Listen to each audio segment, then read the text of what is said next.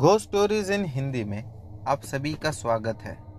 दोस्तों, अगर आप लोग इस चैनल पर नए हो तो इस चैनल को सब्सक्राइब कर लीजिए। जाकर हमारी दूसरी कहानियाँ ज़रूर देखें और सुनें। आप लोगों को बहुत मज़ा आएगा। साथ ही साथ डिस्क्रिप्शन बॉक्स में हमारा व्हाट्सएप का नंबर है और इंस्टाग्राम का लिंक है।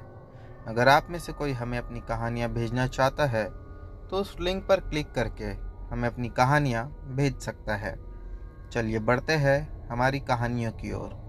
दोस्तों, हमारी आज की ये कहानी विक्रम जी की है। चलिए इनकी कहानी शुरू करते हैं। मेरा नाम विक्रम है। ये घटना 2002 की है। हमारा इंपोर्ट एक्सपोर्ट का काम है। हम जिस जगह से काम करते थे वो जगह से दूर की जगहों पर काम करने में बहुत दिक्कत आती थी। इसी वजह से मेरे पापा ने कहा कि हम लोग दूसरा हब वहाँ पर डालते हैं अपना। वहाँ पर हम लोगों ने एक गोडाउन की जगह देखी और उसी गोडाउन के पास में एक छोटा सा घर भी था। तो पापा ने कहा कि उसी घर को रेंट पे ले लेते हैं, वो अच्छा होगा। वो जो जगह थी वो सिटी के आउटसाइड में थी, यानी कि आउटस्कर्ट में वो जगह थी और वो जगह ज़्यादा डेवलप नहीं थी। जैसा कि शाम के 6 बजने के बाद वहाँ पर कोई भी दिखता नहीं था, या यूँ कह सकते हैं कि वहाँ पर लोगों का आना जाना बंद हो जाता था। मैं वहाँ पर रात में 9 बजे तक काम करने लगा। लगभग ऐसा ही कुछ 10 दिन तक हुआ। उसके बाद में मैं उस रूम पर पीछे जाकर, मेरे साथ कुछ वहाँ पर वर्कर भी थे, उनके साथ में जाकर सो जाता था। मैं शुरू में तो सब कुछ ठीक लगने लगा मुझे, लेकिन उसके बाद में कुछ अजीब सी चीज़ें मैं महसूस करने लगा। एक वर्कर अचानक से मेरे पास आकर कहने लगा कि मुझे आप लोग के यहाँ पर काम नहीं करना है, मुझे मेरी सैलरी दे दो, मैं जा रहा हूँ। मैंने उससे कहा कि ऐसा क्या हो गया। वो कहने लगा कि नहीं, मुझे मेरी सैलरी दे दो। जब मैंने उसे बहुत समझाया तो वो कहने लगा कि मालिक, जो मैं बोलूँगा आप मेरी बात पर विश्वास नहीं करेंगे। मैंने उसे कहा कि तू मुझे बता तो सही, लेकिन वो बस एक ही बात कह रहा था कि मुझे सैलरी दे दो, मुझे यहाँ काम नहीं करना है। बाद में उसे बहुत समझाने के वो एक कंडीशन पर रेडी हुआ। वो कंडीशन ये थी कि जहाँ पर हमारा हब था वो इंपोर्ट एक्सपोर्ट का, और उसके पीछे जो हम लोगों ने घर रेंट पर लिया हुआ था, वो कहने लगा कि मैं उस घर में जाकर रात में नहीं सोऊंगा, बाकी सब चलेगा। मैंने कहा कि ठीक है, इतनी सी बात है, मत आना। तुझे अगर यहीं फैक्ट्री में सोना है तो तू यहीं सो जाना। वो कहने लगा कि नहीं, मैं अपने सोने का कहीं पर भी दूसरी जगह देख लूँगा। वो फिर कुछ दिन पहले तो शुरू के शायद 4-5 दिन फैक्ट्री में सोया। उसके बाद उसने उसी फैक्ट्री के किसी मजदूर से दोस्ती कर ली थी। तो फैक्ट्री का काम खत्म करने के बाद वो उसी मजदूर के घर पर जाकर सोने लगा। मैं जब काम खत्म करके वो पीछे वाले रूम में जाकर सोता था तो मेरे साथ वहां पर टोटल 3 मजदूर चलकर सोते थे, जिनमें से एक तो कम हो गया था। वो जो 2 मजदूर थे उन्हें दारू पीने की आदत थी, तो वो रात में अपना दारू पीकर सोते थे। और शायद यही बहुत बड़ा रीज़न था कि मैं वो पहले वाले मजदूर का उस घर को छोड़ के जाने का कारण नहीं जान पाया। अब एक रात हुआ कुछ ऐसा कि जब वो दोनों ही मजदूर दारू पीकर सो चुके थे, तब मुझे दरवाज़ा खटखटाने की किसी की आवाज़ आई। मैं खाना खा रहा था। मैंने जाकर दरवाज़ा खोला तो देखा कि कोई नहीं था। मैं दोबारा दरवाज़ा बंद करके खाना खाने बैठ गया। फिर से किसी की खटखटाने की आवाज़ सुनाई दी। मैं जाकर दोबारा दरवाज़ा खोलकर देखा, लेकिन इस बार भी कोई नहीं था। मुझे गुस्सा भी आ रहा था कि बार बार खाना छोड़कर आकर देखना पड़ रहा है, लेकिन कोई था ही नहीं। फिर मेरे घर की डोरबेल बजने लगी। जब वो डोरबेल बजी तब मैंने 2 मिनट सोचा कि जो भी मस्ती कर रहा होगा वो चला जाएगा। वो इलाका वैसे ही शाम के 6 बजे के बाद बिल्कुल सुनसान हो जाता था, लेकिन उस समय रात के 11 बजे रहे थे, और इतनी रात में कौन होगा जो मेरे साथ मस्ती कर रहा है। मैं मन में यही सोच रहा था। मैं तीसरी बार भी जब 2 मिनट तक दरवाज़ा नहीं खुला और बेल बजते रही तो उठकर चला गया। जाकर दरवाज़ा खोलकर देखा तो कोई नहीं था। मैंने इस बार दरवाज़ा बंद किया और वहीं खड़ा हो गया, दरवाजे के हैंडल को पकड़ के, कि जैसे ही कोई भी ठोकेगा या बेल बजाएगा मैं तुरंत दरवाज़ा खोल दूंगा। मैं बस वेट कर ही रहा था कि 10 से 20 सेकंड के बाद दोबारा बेल बजना शुरू हुई। मैंने एकदम से दरवाज़ा खोला। जब दरवाज़ा खोला तो देखा कि फिर से यहाँ कोई नहीं था। मैं ये देखकर दंग रह गया। मैं बाहर निकलकर भी देखने लगा, लेकिन मुझे कोई दिखाई नहीं दिया। और जैसे ही घर के अंदर मैं घुसा ही था कि फिर से एक बार बेल बजी। मैंने एकदम से एक ही सेकंड में बाहर देखा तो कोई नहीं। मैं इससे काफ़ी ज़्यादा डर गया था और घबरा गया था। मैंने जल्दी से घर के दरवाजे को बंद किया और खाना खाकर वहाँ बिस्तर पर जाकर लेट गया। मैं जब बिस्तर पर जाकर लेटा तो फिर से किसी की दरवाज़ा खटखटाने की आवाज़ बिल्कुल साफ सुनाई दे रही थी, लेकिन अब मेरी हिम्मत नहीं हो रही थी कि मैं जाकर दरवाज़ा खोलूं। वो रात में कई देर तक तो मैं डर डर कर लेटा ही था और उसके बाद मेरी आंख लग गई। अगले दिन जब सुबह हुई और मैं अपनी फैक्ट्री पहुंचा तो मैं उस मजदूर से मिला जो उस घर को छोड़कर किसी दूसरे मजदूर के घर पे रात में सोने जाता था। मैंने उसे अपने पास बुलाया और मैंने उससे कहा कि मुझे बता दे क्या बात है। इस बार मैं उसे बहुत जिद करने लगा। तब उसने बताया कि मालिक, जब मैं उस घर में रात में सो रहा था, वो भी दारू नहीं पीता था, वो कहने लगा कि अचानक से मुझे उस घर में कोई घूमता हुआ नजर आया। फिर मैंने देखा कि वो एक औरत थी और वो औरत के साथ में ही दो औरत अचानक से सामने आई। वो तीनों ही आपस में बैठकर कुछ बात करने लगे। मुझे उनकी बात क्लियरली तो सुनाई नहीं दे रही थी, बस कुछ खुसफुसाने की आवाज़ आ रही थी। और फिर वो तीनों ही एकदम गुस्से से मुझे घूर कर देखने लगे।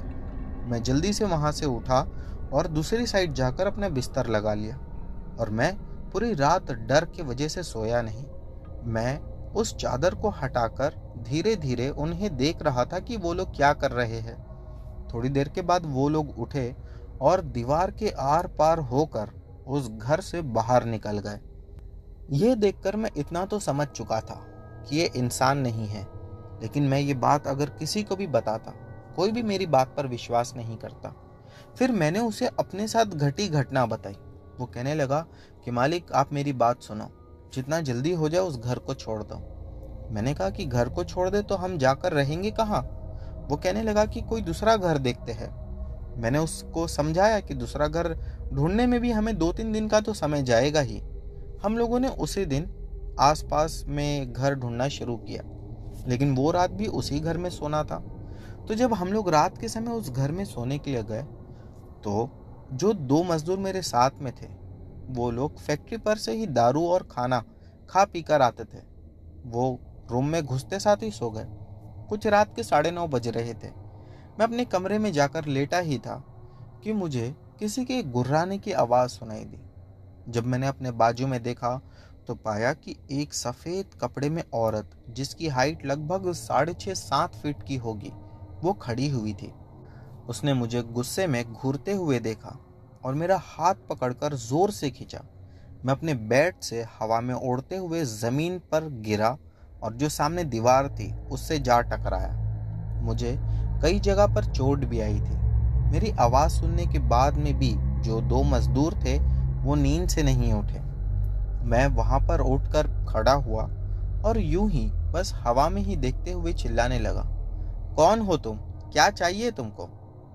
लेकिन किसी का कोई जवाब नहीं आया। और एक अजीब बात ये थी कि मुझे चोट तो हाथ पर और सामने की तरफ आई हुई थी, लेकिन जब मैं उठकर खड़ा होने लगा तो ऐसा लग रहा था जैसा कि मेरी पीठ पर और कमर पर बहुत ज़्यादा किसी ने वज़न पत्थर रख दिया हो, जिस वजह से मैं झुक गया था। और झुककर वैसे ही चलते हुए मैं दोबारा अपने बेड पर जाकर लेट गया, क्योंकि मेरे में खड़े रहने की ताकत ही नहीं थी। उसके बाद एक आवाज़ उसी हवा में गूंज उठी, मेरे घर से निकल जा। मैंने जो आवाज़ सुना उसके बाद तुरंत ही मैंने भी यूं ही कह दिया, कल सुबह होते ही हम यहाँ से चले जाएंगे और दोबारा यहाँ कभी नहीं आएंगे, लेकिन अभी प्लीज़ हमें परेशान मत करो। इतना कहना था कि उसके बाद वो आवाज़ों का आना बंद हो गया और सुबह होते ही हम जब वहाँ से निकले तो मैंने वो जो 2 मजदूर थे उन्हें खूब चिल्लाया और उसके बाद मन बना लिया कि अगर आज रात भी हमें घर नहीं मिलता है तो हम फैक्ट्री में सोएंगे, लेकिन उस घर में नहीं जाएंगे। हम 2-4 रात बाकी की उसी फैक्ट्री में सोकर निकाले। उसके बाद हमें जब घर मिला तो हम लोगों ने पुराने घर में जाने का सोचा, क्योंकि वहाँ पर हमारा काफ़ी सारा सामान पड़ा हुआ था। हम जैसे ही सामान लेने के लिए घर के अंदर घुसे तो मैंने देखा कि सामने कुछ लोग बैठे हुए दिखाई दे रहे हैं और वो लोग आपस में ही बातचीत कर रहे हैं। लेकिन जैसे ही मैं घर के अंदर घुसा वो सब एकदम चुप हो गए और सब के सब मुझे घूर कर देखने लगे।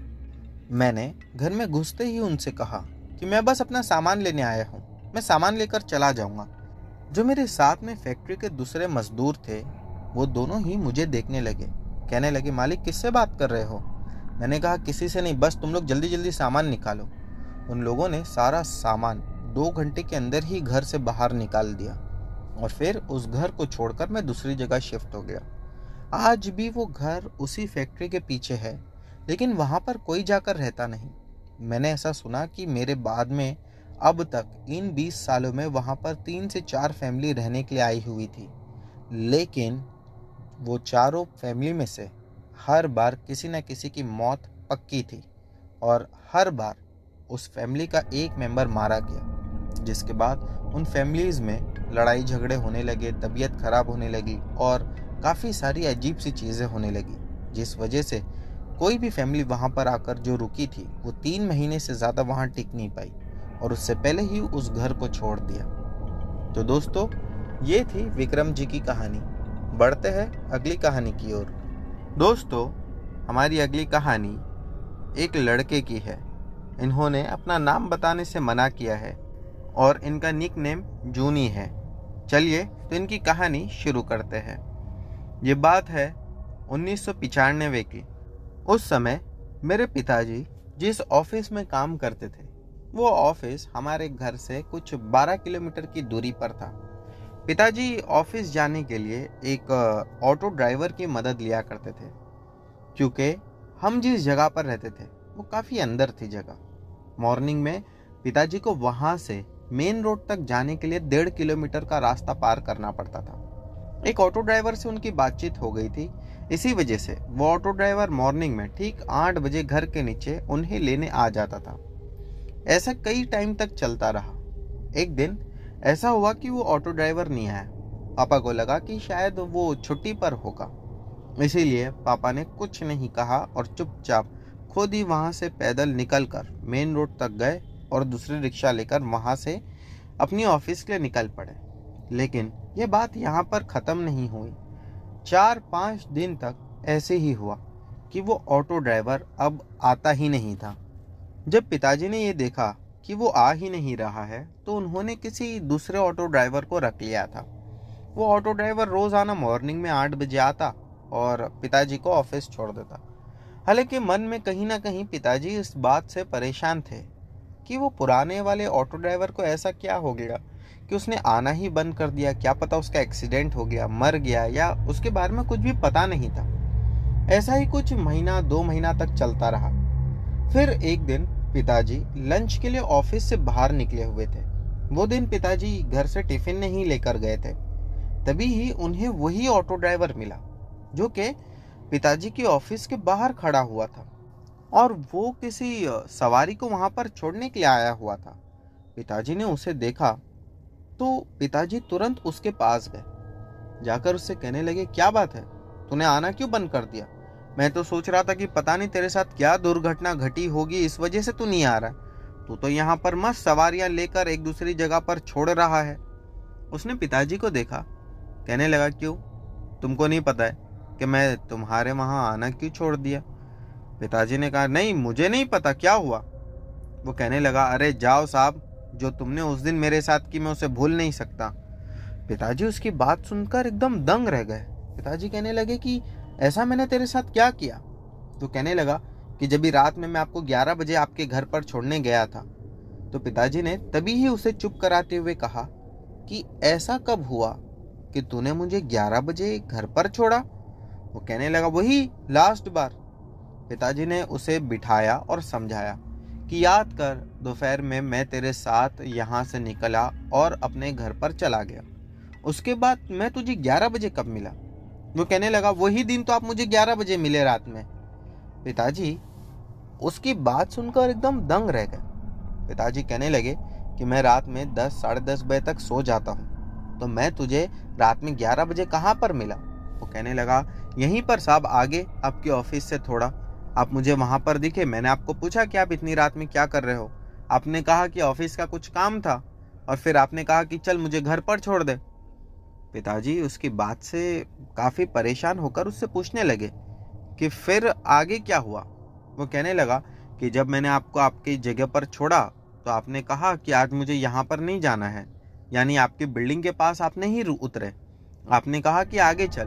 मैं जब आपको और थोड़ा आगे लेकर गया तो वहाँ पर एक बड़ी सी खाड़ी और नाला था। आप वहाँ पर उतरे और वहाँ उतर कर आप मुझे जोर जबरदस्ती करके धक्का देकर उस नाली में फेंक दिए थे। उसके बाद मेरी मदद भी आप नहीं कर रहे थे और आप खड़े रहकर जोर जोर से हंस रहे थे। मैं बहुत मुश्किल से खुद को बचाकर वहां से निकल कर भागा, और जैसे ही मैं वहां से बाहर निकला तो मैं देखा कि आप तो वहां थे ही नहीं, आप कहीं गायब हो गए थे। पिताजी ने उसको देखा।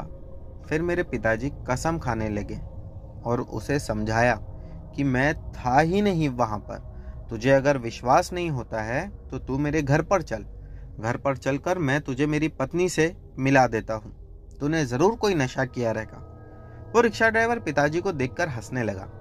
कहने लगा, नशा तो बहुत दूर की बात है, मैं एक सुपारी तक नहीं खाता। ऐसे कैसे मुझे नशा हो सकता है? आपके ऑफिस से लेकर आपके घर का रास्ता तकरीबन 12 किलोमीटर जितना है, लेकिन मैंने आपको आपके ऑफिस के आगे से उठाया था। लगभग 15 किलोमीटर जितना वो रास्ता था। हम पूरे रास्ते आराम से बात करते गए थे। क्या मैं वो सारी चीजें भूल जाऊं?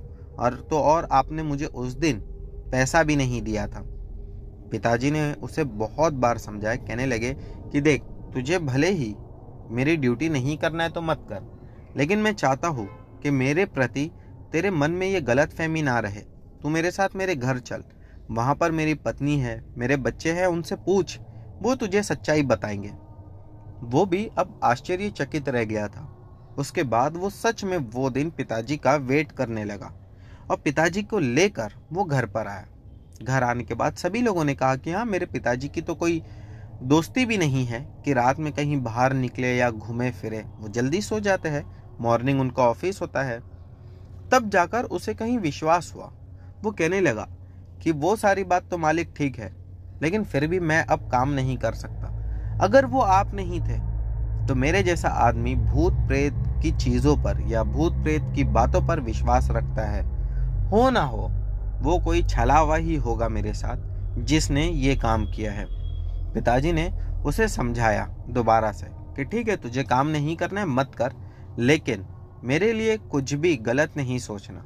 उसके बाद वो रिक्शा ड्राइवर वहां से चला गया। अब पिताजी का जो नया वाला रिक्शा ड्राइवर था वो तो पिताजी को रोजाना लेता था और छोड़ देता था। कुछ टाइम के बाद ऐसा हुआ कि उसने भी आना एकदम से बंद कर दिया। पिताजी पहले उसके भी बारे में यही सोचे कि शायद तबीयत खराब होगी या एक्सीडेंट हो गया रहेगा, लेकिन उसका भी कोई अता पता नहीं था। फिर पिताजी ने किसी और रिक्शा वाले को रख लिया और कई टाइम तक उसी के साथ आते जाते रहे। उसके बाद में पिताजी को वही रिक्शा वाला मिला जिसके साथ ये छलावा वाला इंसिडेंट हुआ था। पिताजी ने उससे मिलकर कहा कि अरे, वो दूसरे वाले को भी रखा था, अब तो वो भी कहीं दिखता नहीं है। वो हंसने लगा। कहने लगा, आपको नहीं पता उसके साथ क्या हुआ? मैंने कहा, तू तो उसको जानता था ना, और तू मिला भी था उससे। वो कहने लगा कि हाँ, मैं तो मिला भी था दूसरे रिक्शा ड्राइवर से और जानता भी था, उसी ने मुझे बताया। मैंने कहा, उसके साथ ऐसा क्या हुआ? तभी ही वो ड्राइवर मुझसे कहने लगा कि उसके साथ भी कुछ ऐसी ही दुर्घटना हुई। उसका ये कहना था कि जिस दिन उसने आपको छोड़ा उसके बाद में शाम के समय 8 बजे के आसपास आप उसे दोबारा उसी ऑफिस के बाहर खड़े दिखाई दिए। वो शायद किसी सवारी को छोड़ने या लेने आया था, तो आप उसके साथ रिक्शा में बैठे और उसे एक कब्रिस्तान में लेकर गए। आपने कब्रिस्तान में ले जाकर उसे कहा कि तू भी मेरे साथ अंदर आ। वो पहले तो मना कर रहा था, लेकिन आपने कहा कि नहीं, तू भी मेरे साथ अंदर चल। आपकी जिद करने के बाद वो भी अंदर गया। वहां पर एक कब्र थी जो खुदी हुई थी। आपने उसी रिक्शा ड्राइवर को उस कब्र के अंदर धक्का दे दिया और उसके ऊपर मिट्टी डालने लगे। उसने बहुत मुश्किल से खुद को बचाया और वहां से बाहर निकला। जब बाहर निकला तो उसने भी यही देखा कि आप वहाँ पर कहीं नहीं थे, आप गायब हो चुके थे। पिताजी को ये बात सुनकर बड़ा अजीब सा डर लगने लगा। वो घर पर आए। घर पर आने के बाद उन्होंने ये घटना सभी लोगों को बताई। उसके बाद पिताजी के एक मित्र थे। पिताजी ने उनको कॉल किया और उन्हें ये सारी घटना बताई। पिताजी ने पूछा कि ये ऐसा क्यों हो रहा है। तब उस आदमी ने आकर कहा कि जिस जगह पर तुम रहते हो वहाँ आबादी कम है और उसी वजह से वहाँ पर आत्माएं ज़्यादा भटकती हैं। वहाँ छलावा, भूत, पिशाच ये सभी वहीं पर रहते हैं।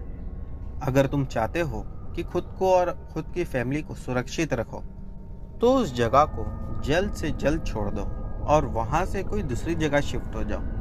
फिर पिताजी ने ये बात सुना तो वो भी कहने लगे कि ऑफिस से वो घर भी काफ़ी ज़्यादा दूर पड़ता है। पिताजी ने उस घर को छोड़ा और हम लोग दूसरी जगह जाकर शिफ्ट हो गए। जब हम लोग दूसरी जगह जाकर शिफ्ट हुए तब पिताजी को एक और घटना वैसी कुछ पता चली जो कि एक रिक्शा ड्राइवर ने बताया। वो कहने लगा कि वहाँ पर साहब जब भी रात के समय किसी सवारी को छोड़ने के लिए जाता था मैं, तब मुझे कई बार ऐसा ही लगता था कि सवारी तो उतर गई है, और जब मैं वहाँ से खाली आता था तब यूं लगता था कि पीछे कोई बैठा हुआ है। मैं जितनी भी बार पीछे मुड़ कर देखता था तो पीछे कोई नहीं होता था। इसीलिए अब सूरज डूबने के बाद मैं वहाँ के लिए कोई सवारी लेता ही नहीं हूँ। पिताजी ने मन ही मन सोचा, जान बची तो लाख हो पाए। हम वहाँ से बचकर निकल गए, ये बहुत अच्छी बात थी। तो दोस्तों अब बढ़ते हैं अगली कहानी की ओर।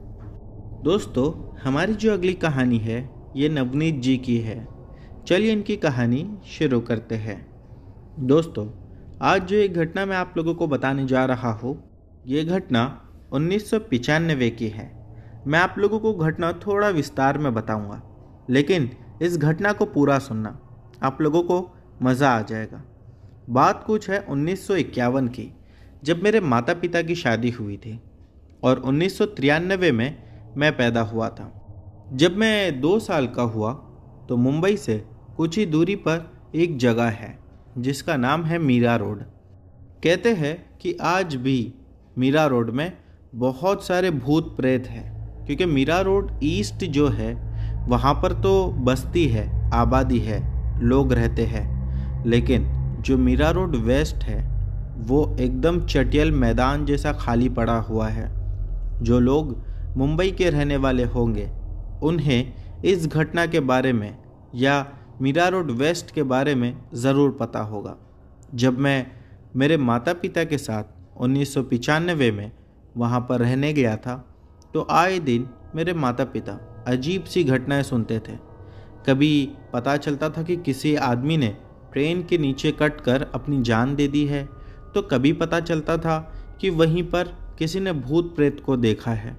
दरअसल मीरा रोड आज से 25-27 साल पहले भी एकदम ही गांव जैसा हुआ करता था।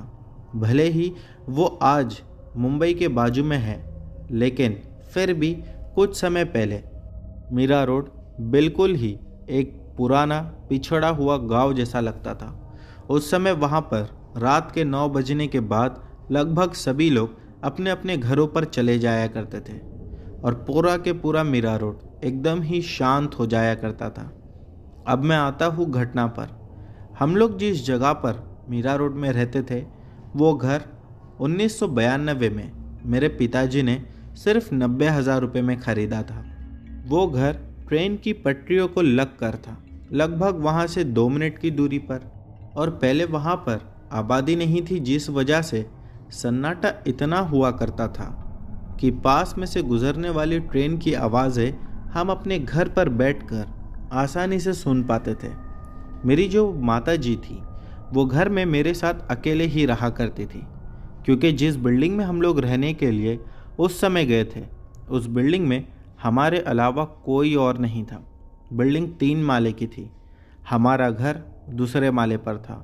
वहाँ रात में 11 बजे के बाद बिजली भी बंद कर दी जाती थी और पानी के लिए भी बहुत सारी दिक्कतों का सामना करना पड़ता था। मुझे अच्छे से याद है कि 1998 की बात है। हम लोगों को जो पानी उस समय उस मीरा रोड की बिल्डिंग में मिला करता था, उस पानी में छोटी छोटी मछलियाँ भी देखने को मिल जाती थी और पानी पीने लायक होता ही नहीं था। मेरी माताजी तभी भी पानी को गर्म करके हमें पीने के लिए देती थी। अब मैं घटना पर आता हूँ। 1994 में जब हम लोग वहाँ पर रहते थे, मेरी उम्र कुछ 1 ही साल थी, तो मुझे तो बराबर से याद नहीं, लेकिन हाँ, मेरे माताजी और मेरे पिताजी अक्सर बताते हैं कि वहाँ पर उन लोगों ने क्या क्या महसूस किया। हुआ कुछ ऐसा कि मेरे जो पिताजी थे वो रिक्शा ड्राइवर थे और वो रिक्शा बांद्रा में चलाया करते थे। जब रिक्शा चलाकर उनका हो जाता था तब रात में कुछ 9 बजे तक वो हमारे घर पर आ जाते थे।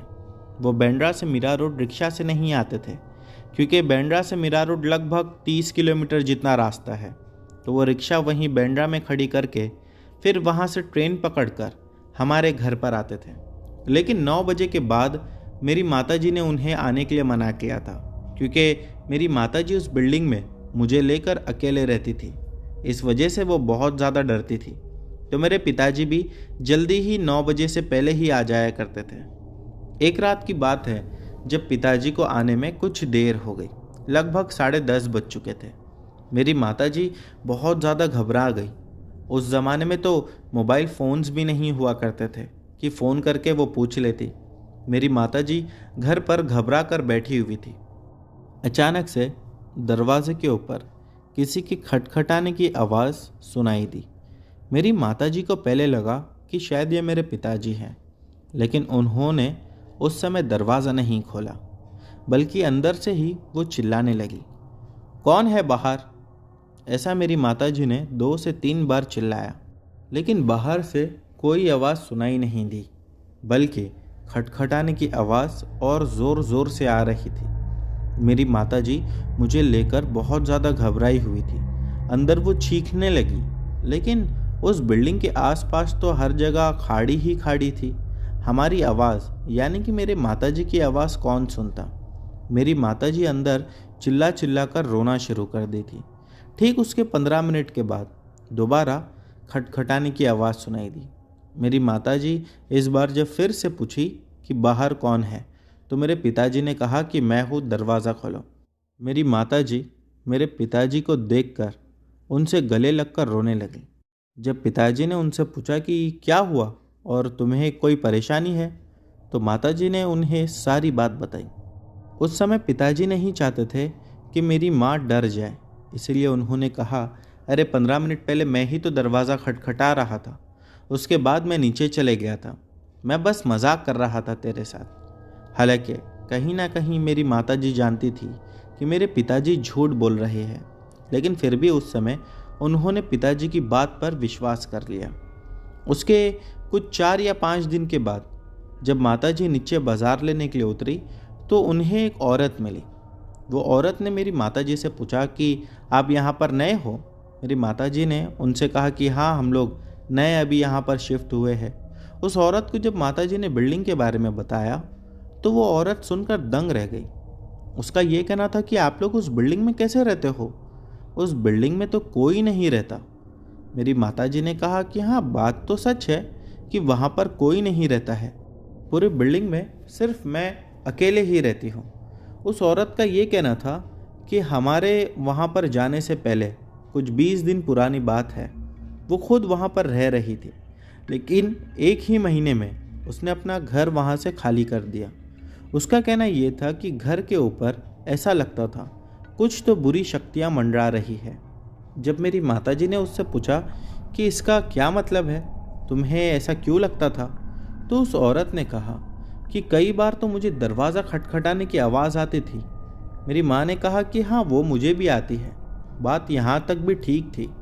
इसके बाद उसका ये कहना था कि जो मेरा घर है उसकी जो खिड़कियाँ हैं, ऐसा लगता है कि खिड़कियों में से कोई झांक रहा है, और बार बार मुझे ऐसा लगता था कि खिड़की के बाहर से मुझे कोई घूर कर देख रहा है। मैं कई बार खिड़की के पास जाती, खिड़की खोल कर भी देखती, लेकिन बाहर कोई नहीं होता। रात के समय तो खिड़कियों की तरफ देखने की हिम्मत भी मुझ में नहीं होती थी। मेरी माताजी ने उससे पूछा कि आप कितने लोग रहते थे, तो उस औरत का भी यही जवाब था कि मैं और मेरी 3 साल की छोटी बच्ची है, हम दोनों ही वहाँ रहते थे। उनके जो हस्बैंड थे वो बाहर किसी गल्फ कंट्री में कमा रहे थे। इसी वजह से उन्हें भी अकेला रहना पड़ रहा था। लेकिन अकेले रहने के बाद में भी उस औरत ने वहाँ पर 1 महीना कैसे बिता लिया, मैं तो आज तक ये सोचता हूँ। क्योंकि आज भी कभी मेरा मीरा रोड जाना होता है तो मैं अपनी पुरानी बिल्डिंग के पास ज़रूर जाता हूँ। अब तो वो बिल्डिंग रही नहीं, टूट चुकी है, उसे डिमोलिश कर दिया गया। लेकिन वो इलाका इतना ज़्यादा डरावना है कि वहाँ खड़े रहने की हिम्मत मुझ में आज भी नहीं है। हुआ कुछ ऐसा फिर कि इस सब घटना के बाद मेरे पिताजी एक दिन रात में कुछ 9 बजे घर पर आए। जब वो घर पर आए तो उन्होंने मेरी माताजी से पूछा कि आज का दिन कैसा था। माताजी ने उन्हें सारी बात बताई कि हाँ, दिन तो अच्छा था और कोई दिक्कत नहीं हुई। लेकिन फिर अगले ही पल में मेरे पिताजी ने कहा, क्या तुम्हें कभी ऐसा लगता है कि खिड़की में से कोई झांक कर हमें देख रहा है? जब माताजी ने मेरे पिताजी के मुंह से बात सुनी तो मानो उनके पैरों तले ज़मीन खिसक गई। उन्होंने मेरे पिताजी से पूछा कि आप ऐसा क्यों कह रहे हो? पिताजी ने कहा कि अभी कल रात जब मैं रात के समय बाथरूम जाने के लिए उठा तो मुझे ऐसा लगा कि खिड़की के बाहर से 2 चमकती हुई आंखें हम पर नज़र रखी हुई थी, और जैसे ही मैंने उसकी ओर देखा तब वो आंखें एकदम से गायब हो गई। मानो ऐसा लग रहा था कि वो हम पर नज़र रखी हुई है और शायद वो हमें किसी चीज़ की चेतावनी दे रही थी। मेरी माताजी ने जब उनसे ये सारी बात सुनी तो वो और ज़्यादा घबरा गई। मेरे पिताजी से वो कहने लगी कि अब तो मुझे और भी ज़्यादा डर लगेगा, आपको ये बात मुझे नहीं बताना था। मेरे पिताजी मेरी माँ से कहने लगे कि हम जल्दी ही ये घर छोड़कर कहीं दूसरी जगह चले जाएंगे। और अब हम लोगों ने तो वो घर भी खरीद चुका था, इतने पैसे भी नहीं थे कि दूसरी जगह और कोई घर खरीद सके। वो बिल्डिंग में घर लेने के बाद हमें ये पता चला कि वो घर जब बेचने के लिए हम लोग निकाल रहे थे तो उस घर को खरीदने के लिए हमें कोई ग्राहक तक नहीं मिल रहा था। मेरी माँ बस एक ही प्रार्थना रात दिन भगवान से करती थी। लेकिन कुछ ही समय के बाद हमारे साथ कुछ ऐसा हुआ कि मजबूरन हमें उस घर को छोड़कर माहिम शिफ्ट होना पड़ा। एक रात की बात है कि मेरी माताजी मेरे पिताजी दोनों ही सो रहे थे। मेरी माँ बताती है कि पता नहीं मुझे क्या हुआ, मैं नींद में से उठा और ज़ोर ज़ोर से चिल्लाकर रोने लगा। जब मैं रो रहा था तब उस बिल्डिंग के आसपास जितने जंगली कुत्ते थे वो भी नीचे से चीख चीख कर रो रहे थे। यही नहीं, मेरी माताजी बताती है कि हम लोगों ने एक बच्चा पाला था पैरेट का। वो बच्चा भी चीखने लगा, जबकि रात के समय वो कभी चीखता चिल्लाता नहीं था। ऐसा लग रहा था कि कोई तो है जो उसे भी परेशान कर रहा है। और जब उसे पिंजरे से हम लोगों ने बाहर निकाला तब वो सिर्फ खिड़की के पास जाकर ज़ोर ज़ोर से खिड़की के ही ऊपर अपनी चोंच मारने लगा। मानो ऐसा लग रहा था कि वो किसी को भगाना चाहता है या नुकसान पहुंचाना चाहता है। मेरे पिताजी ने जब खिड़की की ओर देखा तो उन्हें तो कुछ नहीं दिखाई दिया।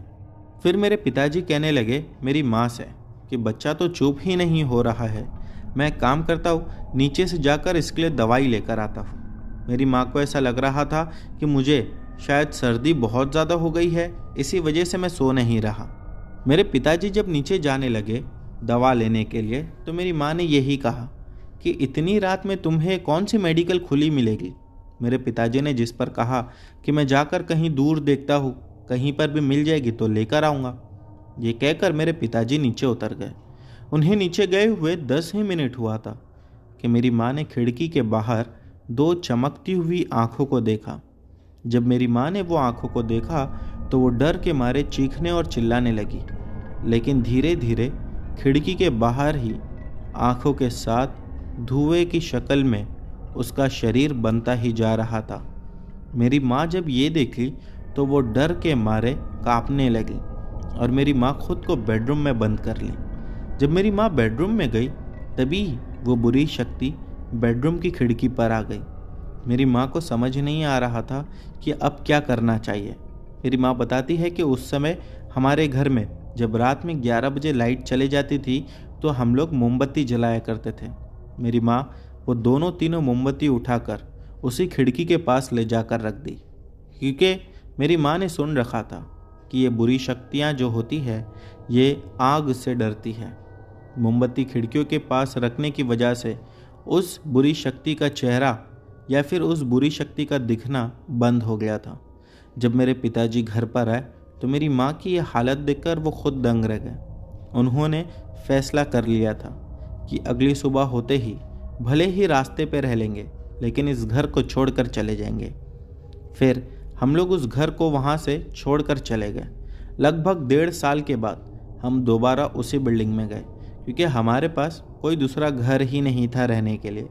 हम जब उस बिल्डिंग में दोबारा रहने के लिए गए तब उस बिल्डिंग में कुछ 5 या 7 लोग आ चुके थे और उसके बाद 2001 तक हम लोग उसी बिल्डिंग में रहे। 2001 के बाद उस बिल्डिंग को, उस घर को छोड़कर हमेशा हमेशा के लिए हम सभी लोग माहिम शिफ्ट हो गए। तो दोस्तों, ये थी नवनीत जी की कहानी। बढ़ते हैं हमारी अगली कहानी की ओर। दोस्तों, हमारी अगली कहानी एक आप बीती है। चलिए कहानी शुरू करते हैं। मैं आप लोगों को जो कहानी सुनाने जा रहा हूँ वो मेरे नाना जी के साथ घटी थी। जनवरी का महीना था। हमारे गांव में घना कोहरा था। मेरे नाना जी अपना काम ख़त्म करके अपने घर पर आ रहे थे। तभी उन्हें याद आया कि रास्ते से आते आते उन्हें कुछ सामान भी लेना था, और जहाँ पर वो सामान लेने के लिए गए थे वहाँ उन्हें उनका दोस्त मिला था। इसीलिए नाना जी को बातचीत करते हुए थोड़ा समय लग गया। नाना जी दुकान से उसके बाद सामान लेकर गाड़ी में बैठकर गाड़ी को आगे चलाने लगे। थोड़ा आगे चलते ही नाना जी की गाड़ी बंद पड़ गई। घना सन्नाटा छाया हुआ था और मेरे नाना जी की गाड़ी में पेट्रोल ख़त्म हो गया था। तब उन्हें दूर से 2 लोग आते हुए दिखाई दिए। मेरे नाना जी ने उन लोगों से मदद मांगी और जैसे तैसे गाड़ी को धक्का मारकर पेट्रोल पंप तक पहुंच ही गए। काफ़ी देर हो चुकी थी और मेरे नाना जी को घर जल्दी पहुंचना था। तब उन्होंने सोचा कि क्यों ना मैं घर जल्दी जाने के लिए जंगल के रास्ते से गाड़ी को ले लूं। फिर मेरे नाना जी पेट्रोल भराकर जंगल के रास्ते से गाड़ी को आगे बढ़ा दिए। जंगल का रास्ता काफ़ी सुनसान और डरावना था। चारों तरफ पीपल के पेड़ थे। मेरे नाना जी तेज़ रफ्तार से गाड़ी भगा रहे थे। रात के करीब 11 बज रहे थे और मेरे नाना को थकान की वजह से बहुत नींद भी आ रही थी, इसीलिए उन्हें जल्दी घर पहुंचना था। अचानक मेरे नाना जी को एक औरत दूर खड़ी हुई दिखाई दी। मेरे नाना उस औरत के करीब जाकर ब्रेक मारे। फिर देखे कि वो औरत के पूरे बाल खुले हुए हैं और वो बीच सड़क पर बैठकर ज़ोर ज़ोर से चिल्लाकर रो रही थी। ये देखकर मेरे नाना जी हैरान रह गए। उन्हें ऐसा लगा कि शायद इस औरत को कुछ तो मजबूरी होगी, इसीलिए वो इस हालत में इस रास्ते पर बैठी हुई है। फिर मेरे नाना जी गाड़ी से बाहर निकले और उस औरत से उसका नाम पूछा, लेकिन उसने कोई जवाब नहीं दिया। बदले में वो और ज़ोर ज़ोर से रोने लगी और सारे जंगल में उस औरत के रोने की आवाज़ गूंज रही थी। मेरे नाना जी ने उससे कहा कि आओ बेटी, मैं तुम्हें तुम्हारे घर छोड़ देता हूँ। मुझे बता दो तुम कहाँ रहती हो, तुम्हारा घर कहाँ है। अब भी उस औरत ने कोई जवाब नहीं दिया और बस चिल्लाकर रो ही रही थी। मेरे नाना जी ने कहा कि अगर तुम्हारा कोई घर नहीं है तो मेरे साथ मेरे घर पर चलो और सुबह उठकर मैं तुम्हें जहाँ जाना है वहाँ छोड़ दूँगा। रात में ऐसे जंगल में बैठे रहना खतरे से खाली नहीं, क्योंकि इस जंगल में बहुत सारे जंगली जानवर और बुरी आत्माएं भी हैं। ये सुनकर वो औरत झट से खड़ी हो गई और नाना जी के साथ चलने के लिए तैयार हो गई और उठकर चुपचाप किसी अच्छे बच्चे की तरह गाड़ी में पीछे जाकर बैठ गई। दुपट्टे की वजह से उसका चेहरा नाना जी नहीं देख पा रहे थे। मेरे नाना जी ने उसे अपने घर पर लेकर आए। घर पर सारे लोग मेरे नाना जी का ही इंतज़ार कर रहे थे और जैसे ही नाना जी घर पर घुसे, सभी लोगों ने नाना जी से सवाल करना शुरू कर दिया कि कहाँ थे, आज इतना लेट क्यों हुआ। तब मेरे नाना जी ने सारी बात बताई। ये सुनकर सब हैरान हो गए। घर के सारे लोगों को उस औरत पर दया आने लगी और लोगों ने उस औरत से कहा कि कोई बात नहीं, तुम आज यहीं पर रुक जाओ और इसे अपना ही घर समझो। घर के सभी लोग मानो उसे दिलासा दे रहे थे। इसके बावजूद कहीं ना कहीं मेरे नाना जी और नानी जी को उस औरत पर थोड़ा सा शक हो रहा था कि कहीं ये औरत चोर ना हो और रात में सो जाने के बाद ये सभी घर का सामान चोरी कर कर भाग ना जाए। मगर मेरी नानी जी ने उसे कहा कि जाओ रसोई घर से खाना लेकर खा लो और सो जाओ, फिर सुबह उठकर चली जाना। इतना सुनने के बाद में भी उस औरत ने कुछ नहीं कहा और चुपचाप रसोई घर चले गई। उस औरत ने मेरे नाना जी को भी खाना ला कर दिया और उसने भी प्लेट में खुद खाना लिया। मेरी नानी जी उस औरत को लेकर बहुत परेशान थी। नानी जी ने बहुत कोशिश की उस औरत से उसका नाम जानने की और उसकी शक्ल देखने की, मगर उस औरत ने किसी भी बात का कोई जवाब नहीं दिया और मुंह पर दुपट्टा होने की वजह से उसका चेहरा कोई नहीं देख पाया। जब जब मेरी नानी जी उसका चेहरा देखने की कोशिश करती, तब तब वो अपना पल्लू और नीचे कर लेती और चेहरा छुपा लेती। फिर मेरी नानी जी ने उससे कहा कि तुम यहाँ रसोई घर में बैठ के खाना खा लो, मैं थोड़ी देर में काम पूरा करके आती हूँ। नानी जी घर का सारा काम ख़त्म करके फिर ये सोचने लगी कि चलो जाकर उसे एक बार देख लेती हूँ। लेकिन नानी जी को अगले ही पल मन में ये ख्याल आया कि अगर मैं जाऊंगी तो उसे ऐसा नहीं लगे कि मैं उस पर नज़र रख रही हूँ। नानी जी के मन में ये सवाल बार बार उठ रहा था कि उसकी परेशानी की आखिर क्या वजह हो सकती है। इसी सोच की वजह से उन्हें नींद भी नहीं आ रही थी। नानी जी फिर सोचने लगी कि जाकर देख ही लेती हूँ उस औरत को। जब नानी जी रसोई घर पहुंचकर उस औरत को देखने लगी तो उसकी आंखें फटी की फटी रह गई। उसके पैरों तले ज़मीन खिसक गई थी और वहीं जमकर वो खड़ी हो गई। उन्हें अपनी आंखों पर यकीन ही नहीं हो रहा था। उनकी धड़कनें एकदम रुक सी गई थी। उन्होंने देखा कि वो औरत फ्रिज में से कच्चा गोश्त निकाल कर खा रही थी और पूरे रसोई घर में गोश्त और खून पड़ा हुआ था। वो औरत गोश्त खाने में इतना मगन हो गई थी कि उसके सर से पल्लू गिर गया था। उसके बड़े बड़े बाल और चेहरे पर खून लगा हुआ था। ये देखकर मेरी नानी जी के पसीने छूट गए। उन्होंने कहा कि ऐसा चेहरा तो मैंने पहले कभी नहीं देखा। उस औरत के बड़े बड़े नाखून से भी खून टपक रहा था। गोश्त खाते खाते वो औरत अजीब तरीके की आवाज़ें निकाल रही थी। मेरी नानी जी को अब सब कुछ समझ में आ चुका था कि अब क्या किया जाए। नानी जी ने सोचा कि अगर मैं चिल्ला के घर वालों को आवाज़ दूंगी तो कहीं ये औरत भाग ना जाए या फिर घर वालों को कोई नुकसान ना पहुंचा दे। अब मेरी नानी जी समझ गई थी कि ये एक सीधी सादी औरत नहीं बल्कि चुड़ैल है। नानी जी बस भगवान को याद कर रही थी। फिर मेरी नानी जी आगे बढ़ने लगी और झट से थाल उठा लिया। नानी जी ने सोच लिया था कि अगर कोई भी लापरवाही हुई तो अनहोनी हो जाएगी। नानी जी थाल लेकर चूल्हे की तरफ पहुंची और जलता हुआ कोयला थाल में भर लिया और उस चुड़ैल की तरफ ज़ोर से फेंका। आग की जलन की वजह से वो चुड़ैल अजीब तरह से आवाज़ें निकालने लगी और पूरे रसोई घर में दौड़ने लगी। फिर हाथों में गोश्त लेकर वो चुड़ैल नानी जी को पकड़ना चाह रही थी, लेकिन अब सारे लोग रसोई घर में आ चुके थे। ये देखकर चुड़ैल और भी ज़्यादा डर गई। चुड़ैल ने रसोई घर में पड़ा हुआ सारा गोश्त उठाया और जंगल की तरफ भाग निकली। ये देखकर घर के सारे लोग डर कर सहम गए थे, लेकिन सिर्फ मेरी नानी जी ऐसी थी जिसने हिम्मत दिखाई थी और शायद उसी की वजह से वो चुड़ैल हमारे घर से भाग गई थी। तो दोस्तों, ये थी आज की सभी कहानियाँ। उम्मीद करता हूँ कि आप लोगों को पसंद आई होगी। दोस्तों, इनमें से जो भी कहानी आप लोगों को अच्छी लगी हो उसे नीचे कमेंट सेक्शन में लिखना मत भूलना। और इसी के साथ एक बात मैं आप लोगों से ये भी कहना चाहूँगा कि हमारे एक सब्सक्राइबर भाई है जिनके चैनल का लिंक आप लोगों को डिस्क्रिप्शन में मिल जाएगा।